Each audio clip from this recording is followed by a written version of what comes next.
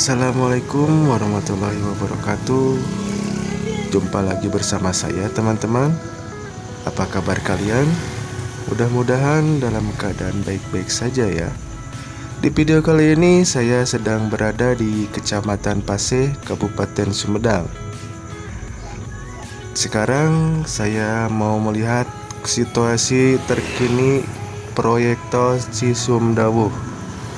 So, langsung saja kita lihat situasi terkini di proyek tol Cisumdawu di Kecamatan Paseh.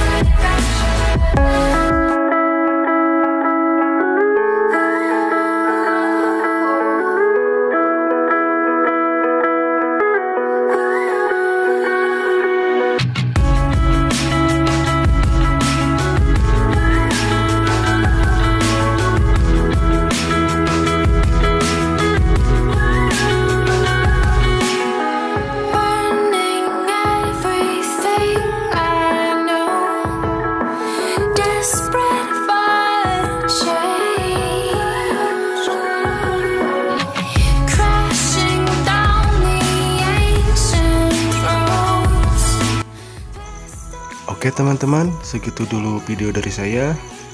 Mudah-mudahan bisa menambah informasi terkini buat kalian ya. Jangan lupa juga bantu channel ini supaya lebih maju. Caranya ketik like dan share dan juga subscribe channel ini ya. Pamit undur dari saya. Wassalamualaikum warahmatullahi wabarakatuh.